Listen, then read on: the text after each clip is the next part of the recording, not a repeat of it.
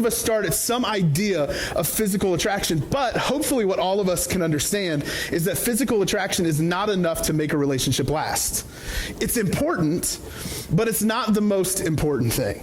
Right? It's not the vital thing to a relationship. There's more to it than just someone's beauty, more to it than just what someone looks like from the outside. In fact, let me give you a couple reasons why looks alone are not enough. Okay, first thing is this, is that beauty is deceptive.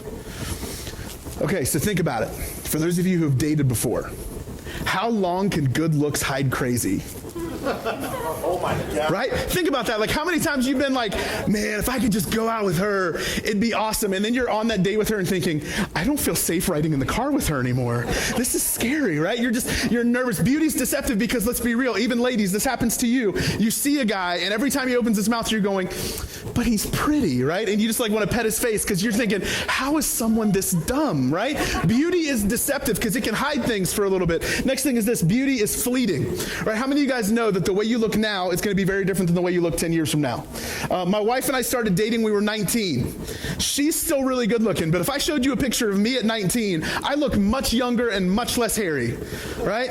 I have got hair in places I didn't know you could grow hair at 30 years old. At 19, I had just like this patch of hair on my chin that I wanted to grow out so long because that's like the first time I could really do it, right? Your looks will change. Everything as you get older is going to shift and sag and do all sorts of things that you didn't know a human body could do. Beauty is fleeting. It's going to change, right? You will be beautiful in your own way. I will always think my wife is attractive, but guess what? There's going to come a day where people don't look at me and go, he could be a model, right? Because beauty is fleeting. But the next thing is this we got to understand about beauty, man, is that beauty evolves. Like, standards shift. Ideas on beauty change. If you don't believe me, take me to Southeast Asia sometime and you will see women flock to me like the salmon of Capistrano, right? That's a Dumb and Dumber quote for those of you who've never seen Dumb and Dumber. It's really good. One of my favorite movies. But you will see women flock to a man like me for two reasons. Number one, I'm pasty white. And even if I have a tan, it's really just a glorified sunburn, right? My skin just hasn't peeled yet. And I'm heavy. So they look at me and go, rich white boy. He has to be rich because he can eat whatever he wants. He doesn't have to work outside. So I go there like I did when I was right before I got married, and women just keep coming up to me and my friend who used to play in the NFL thinking they have all the money in the world. And we're like, nope, we broke, right? But it seems like it. So here, beauty evolves, man. It changes from place to place. It changes from culture to culture. There are going to be things and seasons where you look at what we considered beautiful 20 years ago. Somebody say hello to some weird bangs, right?